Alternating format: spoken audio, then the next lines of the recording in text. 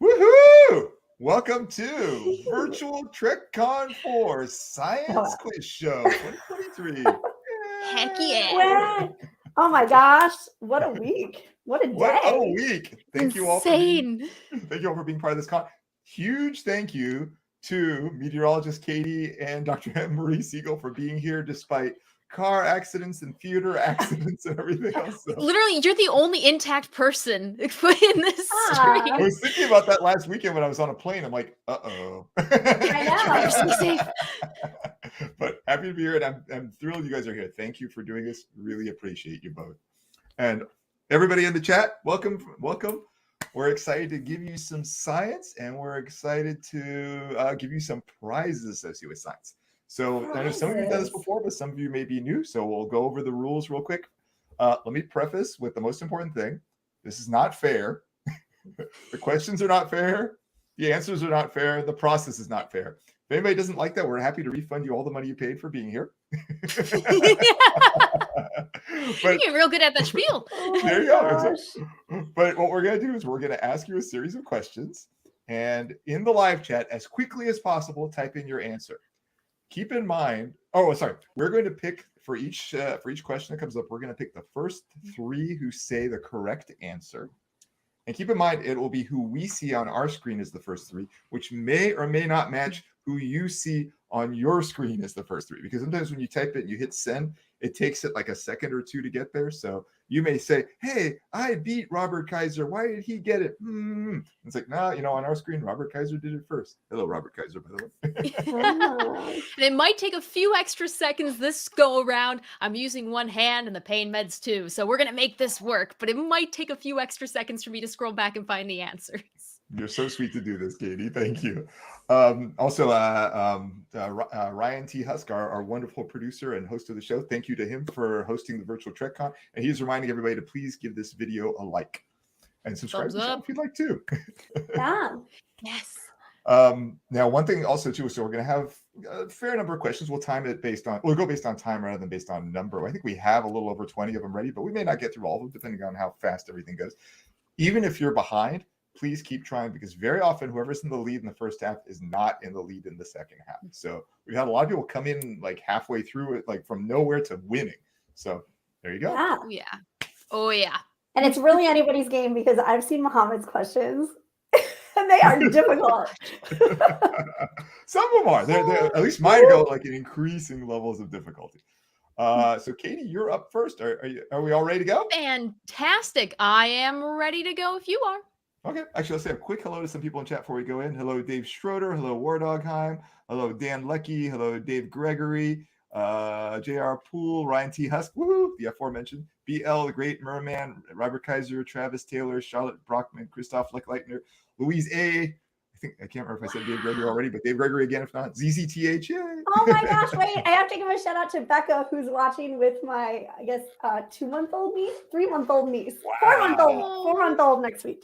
Oh, yeah, time flies. Last week. I can't even keep track of time. I see Katie Carr is also here. Faith Howell, Matt Boardman, yes. Lots of folks. Linda Anderegg, Kimber Spores. All right. This is a reunion show. Exactly. Okay, I'm rooting for baby Zoe. Okay. There you go. All right. Question number 1 from meteorologist Katie. Here we go. Absolute blank is the coldest possible temperature and is the point at which all particle motion stops. Remember, type the answer into the chat. Real fast. Get ready. Meanwhile, there's a fun fact. Absolute blank isn't the actual temperature of the universe. It's actually warmer. Fun fact. Holy cow. Right answers already. I think I've seen every right answer. My goodness. Well, let's see. Zek32, I see, got that first. Then you got DJ Kitty Cat and BL at 0, absolute 0, which is actually around negative 460 degrees Fahrenheit. The actual temperature of the universe, on average, is around negative 455 degrees Fahrenheit. So it's cold, but not as cold as it could be. There you go. Also minus 273 Celsius or 0 Kelvin. 0 Kelvin. Oh, if you want to add chaos to the universe, use Kelvin. Use Kelvin, yeah. We should just say the temperature in Kelvin as we go outside. What's temperature outside? Oh, it's like 290. Nothing is casual. Yeah, it's not that bad. Someone said absolute candor. Amazing. So if you don't mind logging those folks in, it's Katie. Got it all set. I'll jump in with question number 2. This one's not too hard. Well, at least I shouldn't say that, but I don't think it's that hard. All right. So lots of Trek all the way back to the original series references DNA. What does the A stand for in the acronym DNA? Hello, Jenner Gomes. And this is question number 2. This is question number 2. It's by no means is it too late to start. Everybody has a chance still. Yeah. Oh yeah. And Dorians. And Dorians, I like that answer. That is not the correct answer, and it's definitely not what NorthStar.com wrote, which I'm not going to read. We'll take fun answers. All right. I think we've got right answers in there, so I'll close it out. We do. So this is a fairly simple one. So DNA is deoxyribonucleic acid. So that's what the A stands for, is the acid in there. So it is actually acidic. This is unusual. It's the same with RNA. RNA is ribonucleic acid. It's basically essentially you're taking off one oxygen, hence deoxy. That's what you get to make DNA. You take off one oxygen. So there you go. Acid is the answer. Amazing. All right. Dr. Ann Marie Segal. Oh, actually, who were the first 3 who got the right answer? The first 3 were Lunar Nimui. I think I'm messing up that name. We also had the Great Merman and Louise, or not Louise, said Andorians. That was Christina Moses. Okay. Actually, I want to give a shout out to Katie who gave the answer adenine. That is the A when you think of A, C, G, or T, the 4 types of nucleotides in DNA. So that was a good try. But I said the A in the acronym DNA. So I mean, it was a good try, but it wasn't quite there. So it was close though. Good job. All right, Dr. Ann Marie Segal, you are up. All right. In which TNG season did Riker's beard first appear? Side note, I got to see Jonathan Frakes this week in New York, and he actually said if you look up Riker's beard in the Urban Dictionary, it says it's the opposite of Jump the Shark, like the famous Happy Days episode where everybody says that's when Happy Days got awful. So let's see. Yeah, I think we have 3. Big hello to Kalia Zawacki, who's in the chat too, from Science Division. Make sure to check out her wares on Science Division. They have the world's only app-enabled tribbles, and they're only selling them for another month or so. So check it out. Yes. So as everybody surmised, it is season 2, and I just threw this one in there because I always want to know when people get stuck in the transporter or like their pattern is erased and it has to be put back together with the transporter buffers. Like, how does it know if the person had a beard or not? Like, and at what length it was. Yeah, that's never addressed. Extra notes added. Yes. Along with the data stream. Yeah. Oh, like how did Dr. Pulaski's hair come back the same? Yeah. Always has a beard. It's just inside. It's a fair point. Amazing. All right. So who are the first 3 on that one? First 3, DJ Kitty Cat. You also have Shizek 32 and the NorthStar.com. Perfect. Outstanding. All right. Actually, let me give you a second to enter those in. I'll show off this shirt. All right. Yes, do it. Let me zoom in on this. Can that work? Yeah. So this is a shirt that's now being sold through the Star Trek and Chill store. It says family, as you can see there, and it's the Cisco family in this case. There's also another one which has the Ferengi family. So just something, if you guys are interested, you can check out. I think I'll put the link in the chat here. Awesome. And right now there's a code, VTC4. That is correct. And also mine is from there, Riza and Chill, and it's Picard wearing his nice little captain's holiday outfit. There we go. It's in the chat too. I was gonna wear my blood wine and chill, but I stretch it out when I try to get in it because of the arms. Oh. So I was like, I'm gonna save the shirt. I'm sorry. With the stretch, oh, it's fine. It is what it is. I'm here to play. Yeah. That's what matters. Are you ready to meet your house, Katie? I'm ready. All right. Here we go. Round 2. This town, known to Star Trek fans as the spot of first contact with the Vulcans, is also known to have been struck by an F1 tornado in 1960. And fun fact, that's the only tornado I found that actually hit the town. Interesting. Now we have some answers coming in. Ooh, there's a little bit of variety. There's a little variety. There's some people who are thinking of Enterprise episodes. Yes.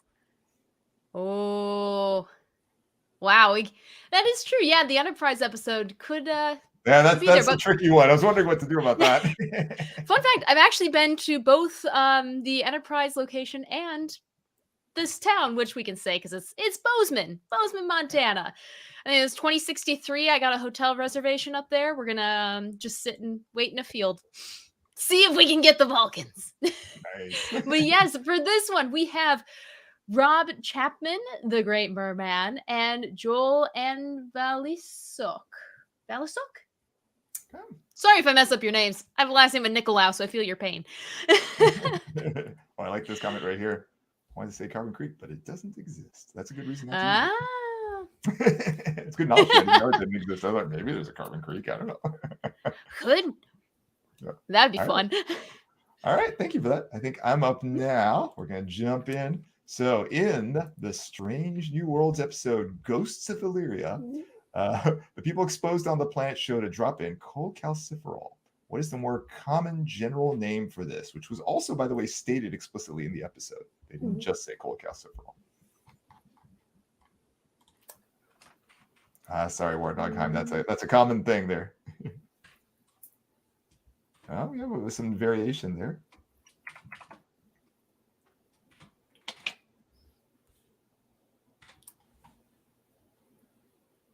Yes, we have 3 of them now. All right. The correct answer is vitamin D. So remember, this was a light virus. So I think the reason they were thinking about this is, vitamin D is one of those vitamins that when you go outside, your body actually produces vitamin D, right? So this was something they were saying was being stimulated by the light, or drops in were being stimulated by this light virus. I don't know what light virus is. That was not science. But the use of cholecalciferol and the connection to light is interesting because our bodies will do that. This is one of the reasons that it's really important to try to get outside a fair bit as much as you can, just so you can produce some of the vitamin D. So you don't get rickets. Sometimes you get a deficiency. Nice. Yeah, and usually your doctors check it like every year with your physical to make sure you don't need to up your daily intake and you're getting outside enough. Yeah. And it's usually found in multivitamins. Yeah. Other animals produce things like vitamin C. We actually don't. Our vitamin C gene is broken. But really, like dogs and stuff can make their own vitamin C. That's why they don't need vitamin C supplements the way we do. Huh. Yeah. You learn something new every day. That's the whole point of the quiz show. Woohoo! So I have the winners if you'd like. Yes, we have Joel and Valisok. We have War Dogheim, and we also have Lunar Nimue. Okay, we have some names coming up more than once. That's a good sign. Oh, and good knowledge here by Charlotte Brockman. This is correct. The guinea pigs also can't make vitamin C. They have a different mutation than we do, but they also have a broken gene for it. That is correct. Good knowledge. Dr. Ann Marie Segal, are you ready? Yes. Okay, so next question. Who did Worf and Riker rescue from a fire in a biolab in New Ground? So while we wait for the answers, the reason I included this is because a lot of times you'll see this in movies and TV shows where people are in a fire, they get rescued. If they don't have that much like exterior burns, like say they look healthy, just with your like on an eye examination, like eyeballing it, they'll just like then go about their normal business. But in the real world, you need to check for inhalation injuries, and typically people will be, and especially like that full on of a fire, you'll be admitted overnight for at least 23-hour observation, which 23 and 24 hours is distinguished because of like insurance purposes. but yeah, so you just need to make sure, because when that soft tissue is exposed to the smoke, it like swells, and sometimes people need to be intubated, and that won't have been apparent like right away. So this scene always like makes me shout at the TV because I don't see anybody even like with a tricorder checking. But, okay, no. So we do have the right answer, and it is Will Alexander. Before he gets moody. Yeah. He's been having some behavioral issues in this episode too, which we can add to the quiz another time. All right. So who are our winners on that one? It looks like the winners from that one are Linda Anderegg, Charlotte Brockman, and we also have Lunar Nimue. Well, Nimue's coming up a lot. Good job. Got a good internet connection, I think. Nice. Meteorologist Katie, you are up. Are you ready? I'm ready. All right. Round 3. This Star Trek character took up an interest in meteorology before seemingly deciding to pursue xenobiology, much to my dismay. Which That I was was, oh, the second they said this in the episode, I was flying off of the couch. I was like, you what? happening. So that was, Awesome. that I made felt me like very that was happy. written at you. Like, I know. I'm like, I follow them on Twitter. Is this possibly tied in with it? But no, that's wishful thinking. Let's We had see. lots of correct answers. Lots of answers in general. but Oh lots of my correct. goodness. Yeah. Yes. So Go for back. those of you who are typing it in, it's Rock Talk. Rock Love Rock Talk. Talk. So amazing. Rock Talk I is love just, Rock. I can't wait to see where they take the character. But yes, so the winners for that one, we got Joel again. We got Zoe Graves. And we also have DJ Kitty Cat. Yeah. Woo. I'm sorry, Faith. You got autocorrected away. Oh, no. I'll take misspellings on alien names. All Nah, right, those are that's tough. fair. Okay, I think I'm up next. So there's another one from Modern Trek. Yeah, Grudge is a Maine Coon cat. And many of the original Maine Coon cats that inhabited the New England area possessed a trait known as polydactylism. What does this exhibit? Goes with polydactylism. I know this because of TikTok. A lot of accounts are obsessed with this. Oh, yeah, there's a lot of right answers in there, a lot of answers in general, too. That's good. Well, the correct answer is extra toes or extra digits, anything along those lines. You know, Thumbs. all those are correct. There's also something that happens occasionally in humans. It is autosomal dominance inherited on a chromosome that's not the X chromosome, and it's dominant, meaning that if you're, let's say, for example, you get that gene variant from your mom, doesn't matter what you get from your dad, you'll have the extra toe or finger or whatever that is. So it's pretty cool. In terms of Maine Coons, you don't really see them so much. The reason I said they used to possess the thing is that they're mostly selected out because they're no longer they're disqualified from being show cats when they have that. Oh, really? So, and given they're specifically bred, you specifically breed those ones that way. And there's artificial selection in action. All right. Well, for this one, the winners are DJ Kitty Cat. Makes sense.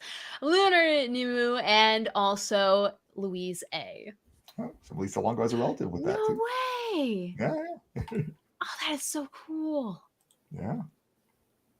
All right. Are you ready, Dr. Ann Marie? Yeah. Okay. All right. So obviously mine are very TNG heavy because I'm just so excited for Picard this week. Okay. So what discrepancy did Geordie LaForge discover in the away team's log tapes in Identity Crisis?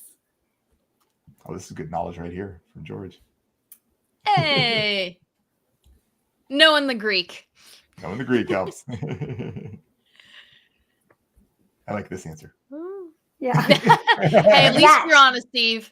Yep. And keeping it honest. Okay, so I see 3 of the right answers. So the answer is shadows, which obviously isn't like specifically in itself, except like the shadows from a person or a alien. But I just wanted to mention it because it's always a really good, like, it's a rule of thumb is anytime you're looking at an imaging, which I would say like looking at the holodeck tapes is like a form of that, you need to look for shadows. Because a lot of times, like a shadow behind an organ or a shadow, like where part of an organ is a little bit darker, or like a shadow in front of a vessel or something can sort of signify there's something dangerous lurking. Good knowledge. I like that. So who are our winners on that one? Our winners on that one are Rob Chapman. We also had Shizek, 32, and we also had DJ Kitty Cat. Okay. And Doctor Who thing too. Yeah, there you go. 2 That's shadows. True. Oh yeah, good point. Good point. Meteorologist Katie, yep. Ready to go. All right. Rather than finding the galactic core or Shakari, scientists Star Trek 5 reference. have discovered a blank at the center of the Milky Way galaxy. Yeah. Oh, I rewatched the movie and I'm like, I can work that into this quiz. I can make that work, no problem. Ooh. Chat, we have almost 100 people in chat now, Goodness. or 100 people watching live. Wow. That explain why it's going up so fast. Well, Yeah. there's multiple Wait, correct plus answers. one, because Zoe doesn't have her own account yet on Oh, YouTube. plus There you one. go. But I'm sure she will subscribe to Bio Trekkie Explains. Yes. Well, and I'm sure she would have known the right Yeah. answer, which was Yeah. black hole. Yes, there's no need for a starship in that black hole. And it looks like the winners for that one are Louise A., Eve England, and Joel. All right. Okay, well done. I think I'm up next. Then actually, after we do mine and then Dr. Ann Marie, let's do a recap of what scores are. Because people may be wondering, like, wait, how many times has my name been said? Or something along Awesome. those lines. Works for me. Oh, it looks like some people are like running a little behind on the chat. Oh no. And if So that's the question behind. case, you can set your settings on the video and put it at like 1.7 or 2.0 speed, Yeah, and you'll it'll catch up. automatically catch up and not like sometimes otherwise it'll do a weird lag. Yeah. No, good point. Good point. All Or maybe right. that wasn't the center of the black, like at the universe. Not a black Or you're hole. in a black hole. Time moves differently. Maybe so. That's true. Time would go differently. You have time dilation, really extreme there. All right. Going back to Deep Space Nine in the episode The Alternate. The small shapeshifter they find is said to be silicate based, not silicon based or carbon based. What does silicate have in it in addition to silicon? It's a good chemistry question here. Ooh, chat got, oh, there it goes. I was going to say the chat was quiet for a second, but now they've caught up. They're just like, oh no, these are getting harder. Now we had lots of people say the correct answer. So the correct answer is indeed oxygen. And this is interesting thing when we think about, like, we have carbon-based life, and if you think about like proteins or fats or carbohydrates, they all have this like long chains of carbons with hydrogens and oxygens and other things are off it. You can get silicon-based life, but actually silicon doesn't do well with these sort of long chains. Silicon would rather bind to stuff like hydrogen or oxygen or things like that too. That is one reason actually that maybe silicate actually could potentially work well. Something alternating silicon and oxygen in some way, maybe with some carbon mixed in, actually might work in some maybe high temperature environments. But we don't have life like that on Earth right now. But at least it's not a crazy thought. It's not a crazy thought. That'd be cool. Star Trek so much. It's so They're cool the ones how who've been they, sending the balloons. choose the correct elements when they go down the table to like use to substitute, like substitutions with like elements that have the same amount of like electrons in their outer ring, and that way it really makes sense when you stop to think about their plots. It's very intelligent. This is a really good question right here. Does that mean there's no oxygen in a Horta? Not necessarily. There could be like it could be a silicon chain and just some oxygen's off it, but it doesn't necessarily mean that there was no oxygen in that as well. So just FYI. Just like when we say we're carbon-based, we also have oxygens in our, like carbohydrates and stuff like that. They can have oxygen in them. So nice. Well, the people who had a lot of oxygen because they were super fast response, we got Lunar, Eve England, and Matt Wilcoxon. New one added in. Awesome. I don't understand this question. Just tell me why the dessert smells like a new radio. I'm not sure I understand the question. I don't know, but I'd be okay. I'd have a dessert right now. Yeah. Gotta keep the sugar up for this. There you go. Dr. Ann Marie, you set? Yeah. Okay. Who tended to Dr. Crusher after she was hurt falling into a pit in the Arsenal of Freedom? Fallen into a pit. Oh, Lane clarified it was desert, not dessert. Oh.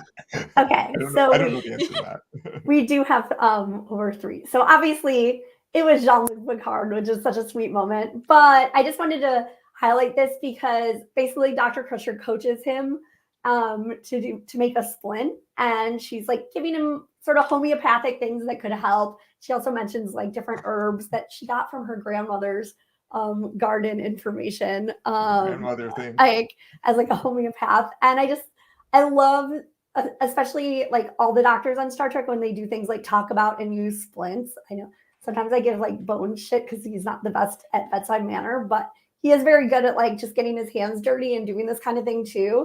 And it shows how good of a doctor they are because they're not just relying on like looking at a screen and what the screen tells you. They're giving like some thought about like practicality and just able to think on their feet. So love it.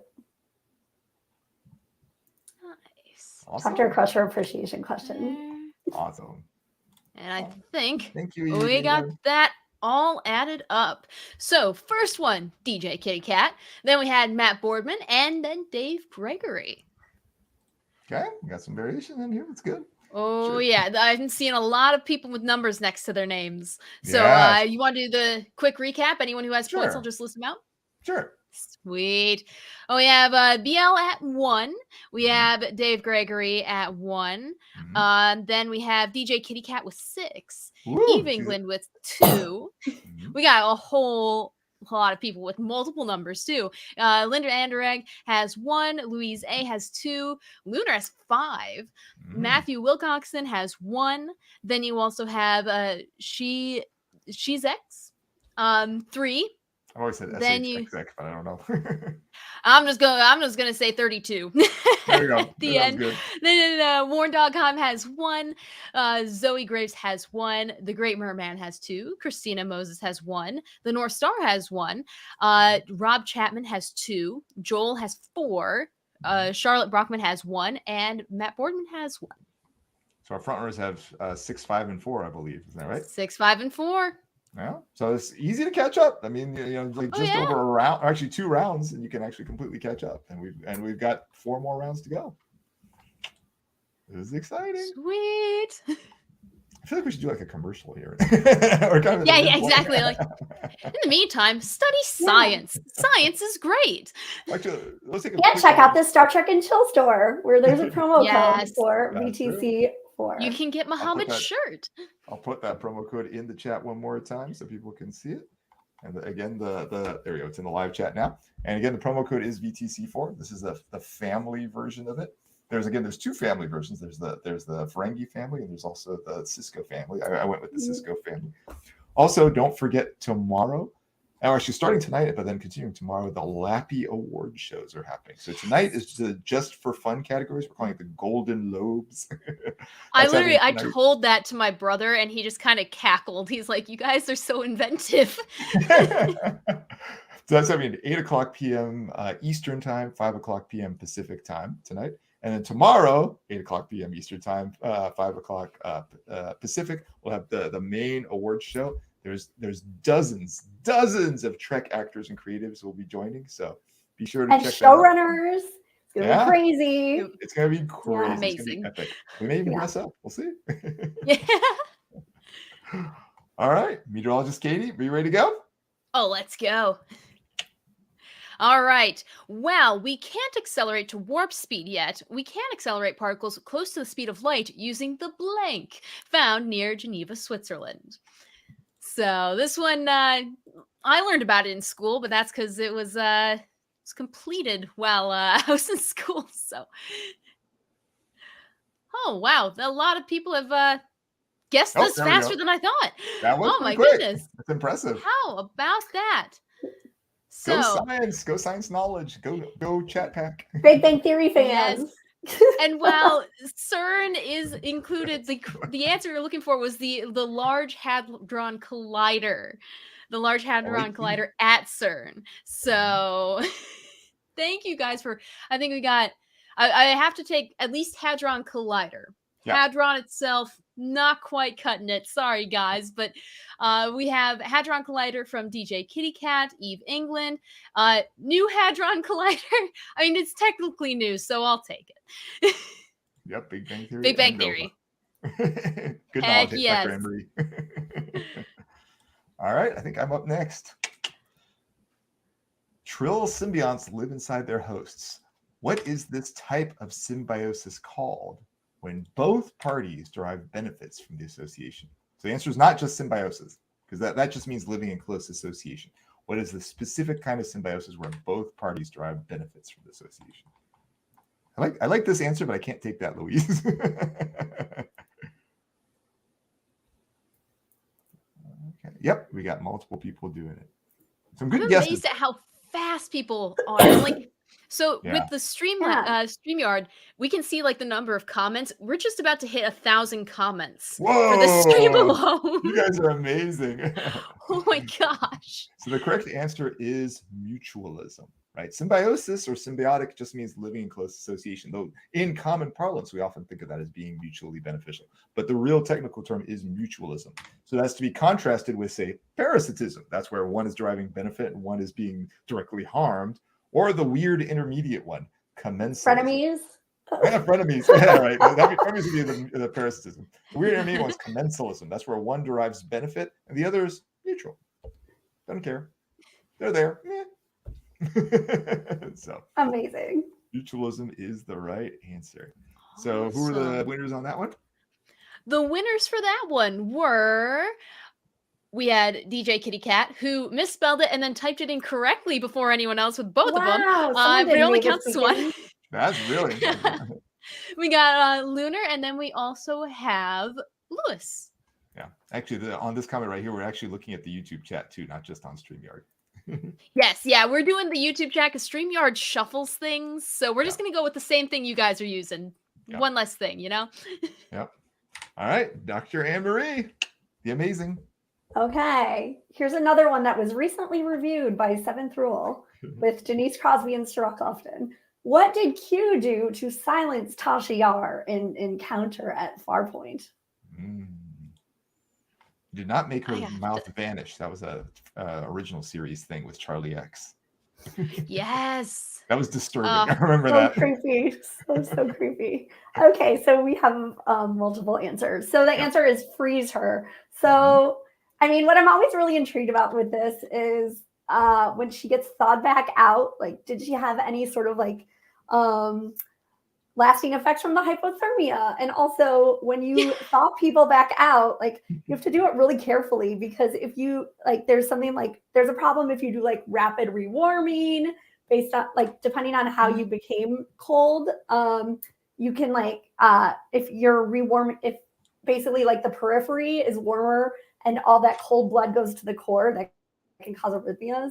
So it's just amazing that Q was so thoughtful and made sure she had like no lasting repercussions and was just like back to normal after this. Yeah. Oh, there's a comment. Very good points about thawing people. Yeah. We got to do the science on top of the That's a life hack.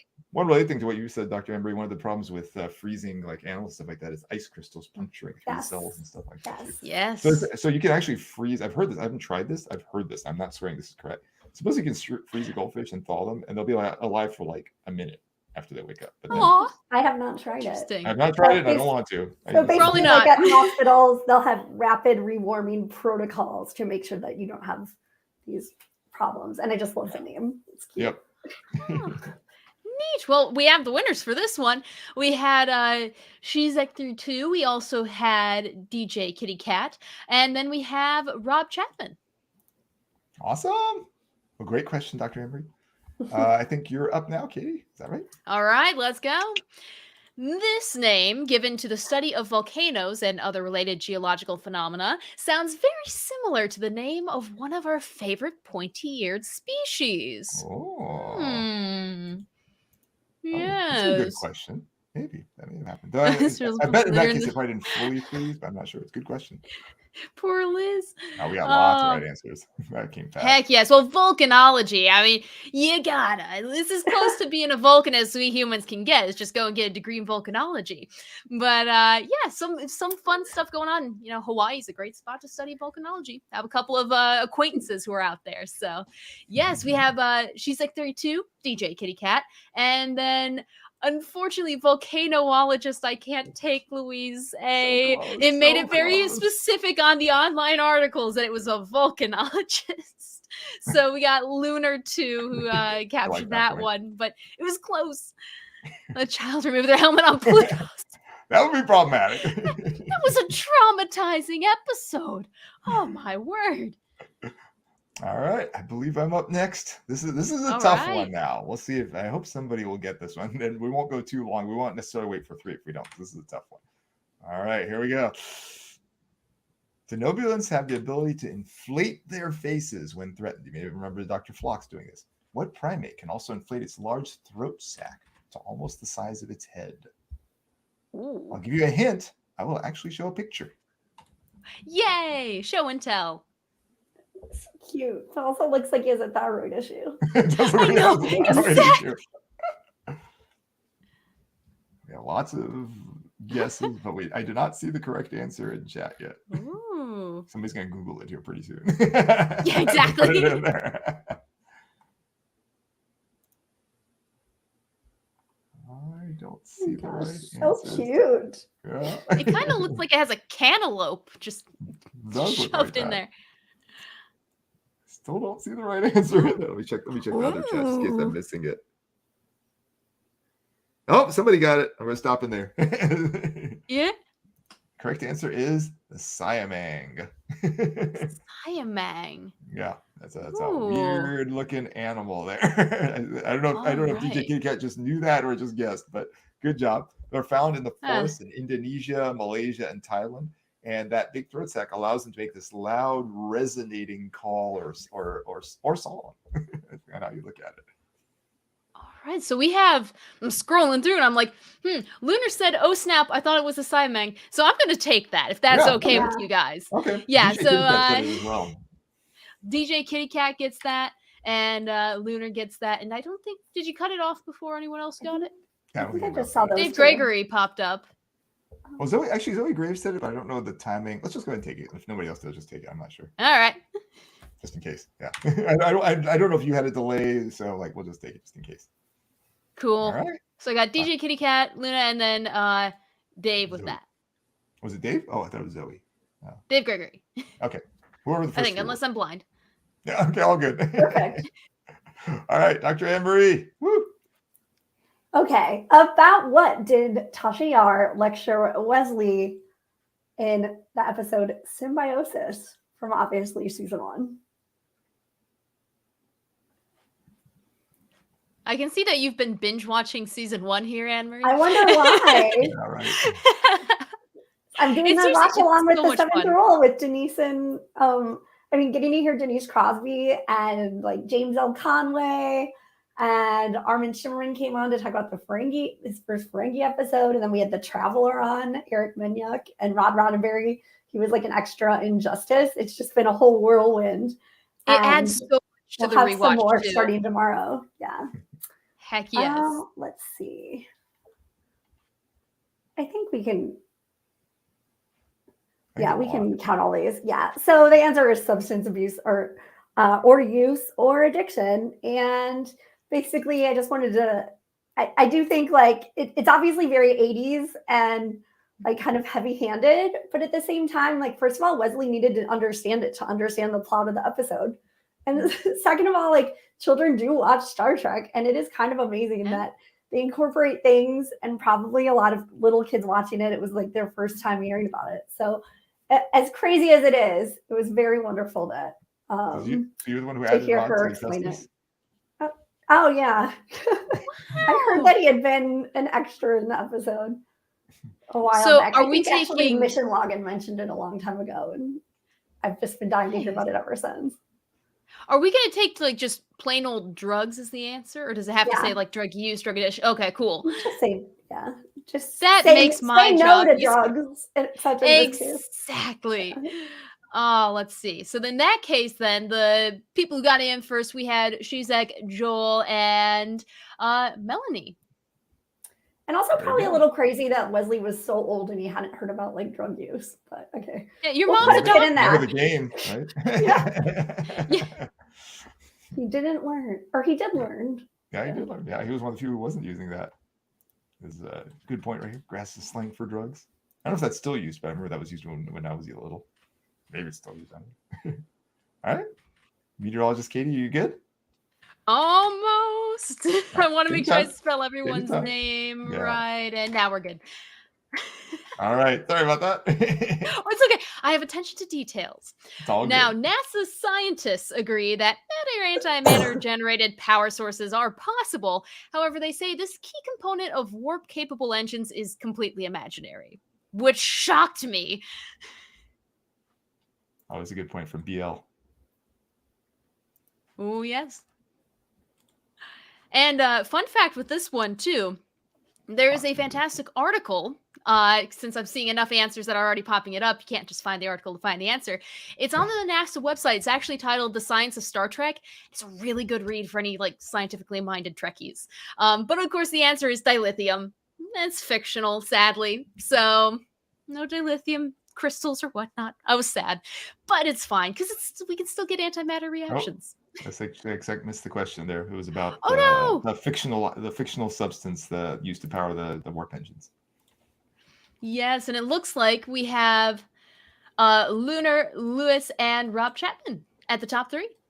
Awesome. All right, I'll dive in with the next question. So, I just have to like add an addendum based on the live chat thing with all the grass talk. So by drugs, we meant like addictive drugs. Good point. Like those ones. F1 and that kind of thing. Yeah, not aspirin. And also not marijuana. Yeah. Or legally prescribed drugs from doctors. Well, I would also take those. Yeah. Well, yeah. Well, if they're prescribed to you in a certain way and you're responsible, take them. Including antibiotics, full spectrum antibiotics. Yeah, finish your whole dose. Do as long but as. But also, antibiotics aren't addictive. Yeah, true. Yeah, the non-addictive drugs. Good point. Yeah, they're not addictive at all. All right, so this one I have to give a little bit of backstory on. So before I moved to North Carolina, I used to live in Louisiana. And when I lived in Louisiana, I would go outside, certain time of year, I can't remember exactly when, I think it was in the springtime, you'd see these things that we'd call love bugs. So Algonquins go through a mating bond for 6 days. How long do love bugs found in the southern U.S. and Central America keep such a bond? I remember my daughter, when she was very little, was like, oh, it's a two-headed bug. I'm like, that's not exactly what it is. It's not actually a two-headed bug. It's actually 2 bugs, and they just stay together for a long time. So we have quite a range of answers here, going from hours to months already. Wow. I actually did not know that why love bugs were called love bugs, or that they were real. Oh, until right now. Some people are saying 20 minutes. That's more like fruit flies. They do that. Well, I like Eve England's answer of 17 years. That'd be pretty intense. Yeah, dedicated. Well, we have, I see one person basically got spot on, and I think we'll just take the aw, Kimber. Aw. Oh, nice shirt, Kimber. Aw. That's a good shirt. How close do we have to be? Well, actually, the person who asked how close we have to be actually had it exactly right, so it doesn't matter for you. There you go. Let's take. So the correct answer is 2 to 3 days. But let's take anywhere like 1 to 5. Anything that's at 1 to 5. Let's take that. Just it gives a little bit of a perspective on it. So yeah, these are love bugs, and yeah, they literally just fly around, and like there's the male and the female, and they're just flying together. This would be wildly unpleasant if you're trying to like go anywhere efficiently. Yeah, they're able to fly. But imagine the Ocampans with the mating bond for 6 days and having my gosh. Yeah. Tom Paris's reaction to finding out about that was so hilarious. Like, that's not so bad. Let's see. So Dave Gregory had it exactly right, so he should count irrespective. But anybody else that's 1 to 5, we should. Dave Gregory. He said 3 days. Okay, cool. So we got. I'm gonna go with the first one was 2 days from Zoe Graves. Saw that. There was 1 day from George. Okay, and then Dave Gregory's the third. Then I guess. And you got Dave Gregory. Okay. Again, the process is unfair. The questions are unfair. Yeah. The answers are unfair. I saw somebody was complaining earlier about the Siamang 1-2. Sorry. Oh no, sorry. We're scientists. We don't design game shows. There you go. Exactly. Dr. Ann Marie, are you ready? Okay. All right. In which episode did Worf die and then get revived due to the Klingon body's redundant systems? Gotta love redundancy. And I'll just do the comment while we're waiting. What's really cool about like this whole concept in general is that kind of like tied to evolution, they're a warrior race. And so the way that they are able to get it to have their warrior lifestyle in such an extreme fashion is to have these redundant organs so that when one gets damaged in battle or like irreparably or while it's healing, you have another one to fall back on. Awesome. I saw lots of people had the right answer. Sweet. Wow. Amazing. I'm not that great at some of these later TNG episode names. Yes, the No answer way. is ethics. I like this one. All right. And it looks like we have Shizek and then Rob Chapman. And one that just says ethic. Are we going to be sticklers for the S? Your call, Dr. You can say it can be. We can count that. Yeah. Okay. It Then that could is have been Charlotte. autocorrect too. Yeah. True. Yeah. True. So then that goes to Charlotte Brockman. Good job. Good job, everybody. Are you good? You know, Katie, you need a sec. All set. All right.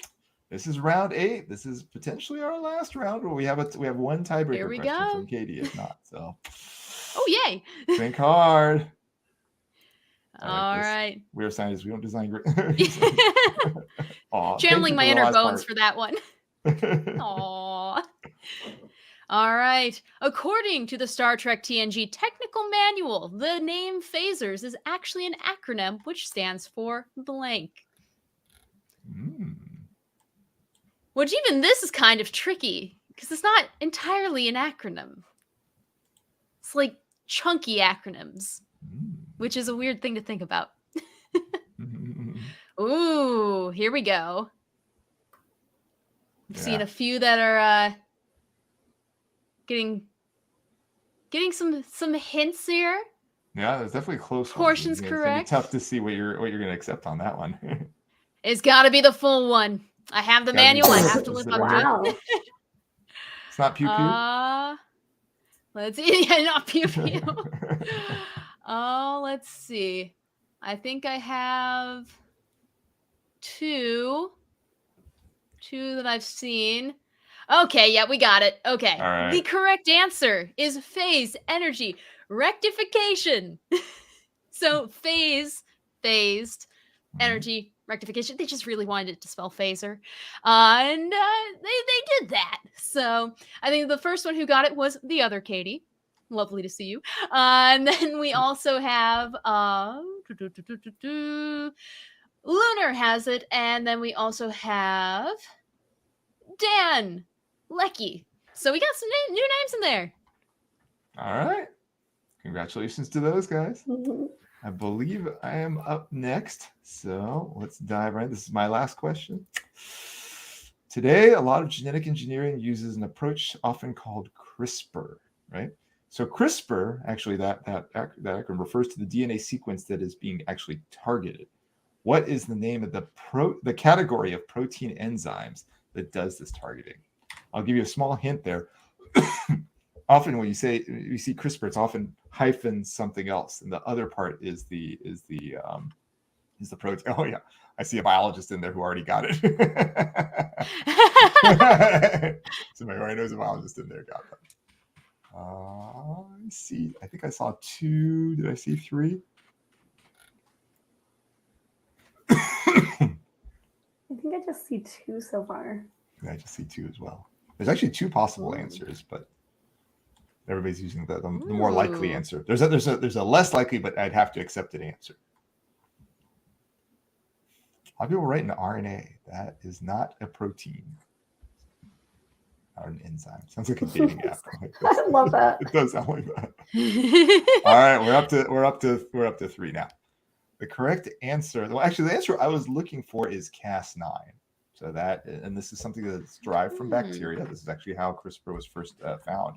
This protein is derived from bacteria that targets a particular sequence and will cut the DNA sequence right there. I would have also taken CPF if somebody had said that, but Cas9 was the more common one, and that's the one I was actually looking for. So I see multiple people got that. Who we had Audrey Lynn. Yeah, she was what I saw right off one. the bat. She's a and you're just like immediate. Too. Then we got Lunar. Lunar's got that. And then I believe the last one to squeak in was DJ Kitty Cat, if I'm not mistaken. All right. Sounds good to me. I saw a few other people got it later in there. I saw like Dan Lecky and some others too. But good job to the 3 who got it first. All right. Dr. Ann Marie Segal, are you prepared? Yes. All right. Here we go. This is the last question from Dr. Okay. Ann Marie. Then we'll see if we need a tiebreaker or not. Might just do one for fun, even if not. Name the cyberneticist that Dr. Crusher was excited to meet in 1100-1001. I almost misread it first and read it as Dr. Crusher executed. Like, oh. Oh. Just No, like no. No. Aw, you're very kind, George. Thank you. It's always good to see you. George is Aw. our friend from Cyprus. He's been on. I think he's on most of the quiz shows. Yeah. So what while everybody's like, while we're waiting on the answer, what I really love about this question is that it just shows Dr. Crusher being an amazing doctor and going out of her way during like a semi-shore leave to go track down somebody who will help her better serve her patients, like mainly Data. And then now she can apply that information to Jean-Luc because he's a golem, and I'm pretty sure he would like need help with that technology. Let's see. It is not a trick question. Okay, yeah, we have 3. So it's Dr. Terrence Epstein. All right. All right. Clearly, I need to rewatch that episode. Yeah. All right. Well, it looks like we have Dave Gregory and Lunar and DJ Kitty Cat. Awesome. And they grab that. So hop those once you in. enter those in, I'll sort it, and then we can see if we have a winner. And if not, we can do one more question. All Or we might just do right. another question just for the heck of it too. And there's Lunar, so you're all set to sort. I'll set the sort. All right, let's see. We got the tech behind the scenes. Got the tech behind the scenes. Data sort sheet by column. No, not by column R. What? Okay, I think this might take me just 1 second. And yes, Sailor Sorting. Marge, that is the best episode because we love Minuet, and I particularly love your Minuet cosplay and musical numbers. Yes. Oh my So gosh. good. Yeah, so you look at the bottom and you see the. Oh yeah. Gotcha. We have a winner. We do. All right. Shall we? Go for it. All right. So the winner with 13 points, DJ Kitty Cat. Woo, The DJ second Kitty Cat. place. Yes, we have a very close second place at 12 Yeah. points for Lunar Nimui. Mhm. And then in third place, we have Shizek 32 with 7 points. All right. Good job, folks. So those of you who are winners, message me in some way or shoot me an email. If you don't know my email, just go to the Maine Duke University website and search for my name. You'll find my email there. It's not very hard to get. But shoot me an email as soon as possible so we can go ahead and get you your prizes, and in sort of descending order: first place, second place, third place. I think. Can we just go ahead and show the last question just for fun? Yeah. Yeah, We why won't not? count it towards winning, otherwise we might create a tie. So Yeah, true. We want to stop also- there. We had 23 different people get at least one of the top 3 answers. That is Wow. awesome. Good job, you guys. That's very impressive. Very impressive. Okay. Let me show the next question. Bonus! Yes, as referenced by Captain Pike, blank third law states that any sufficiently advanced technology is indistinguishable from magic. Let's see if anyone's quick at that. Oh, so answer Robert Kaiser. There's at least one person not in the U.S. among that list. All At right. least I'm pretty sure at least. I'm not positive. I'm pretty sure. Ooh, we have some differing answers. We do. Well, we do have enough that are the correct Yeah. one. It's Clark's. Arthur C. Yep. And for the fun one, we got Joel snapped that one up pretty quick. Mhm. Eve England said Clark without the E, but I'm not going to be a stickler for Take the it. E on this one. Yeah. And then Shizek Yeah. with So many more to remember, follow. Arthur C. Clarke, remember, is the author of a lot of famous things, but one of the most famous and associated with the movie is 2001: A Space Odyssey and the follow-ups thereof. So that's awesome. Great Well, knowledge. Yeah. Thank you, everybody, for being part of the quiz show. Thank you, meteorologist Katie and Dr. Ann Marie Segal, for being here despite injury and illness and stuff. Oh my gosh, it's an absolute pleasure. Yes. and Thank everybody- you. Everybody, please continue to watch the virtual Trek Count. Actually, like this video if you have a chance to subscribe if you'd like. You don't have to, no pressure. Please continue watching the virtual Trek Count. As we mentioned, the Golden Lobes Award show is tonight at 8 o'clock p.m. Eastern USA time, 5 p.m. Pacific. And the big Lappies Award show is tomorrow, Sunday at 5 p.m. Pacific, 8 p.m. Eastern time. And if you want to go to the very next video, which I believe is the Enterprise folks, Connor Trenier and Dominic Keating Shuttle Pod show, and I believe They're Erica going to be LaRose is going to be part of live that as well. Yeah, Shuttle Pod show with live. Sarah Clofton, Ryan With G. Sarah Husk, and Melissa Longo. Exactly. Awesome. Answering all your questions. If you want to go to that, if you go to the description box of this video, just click more. There's a link right there. You can just click on it and get right over there. Thank you for playing. Live long and prosper, everybody. See you around. See you around.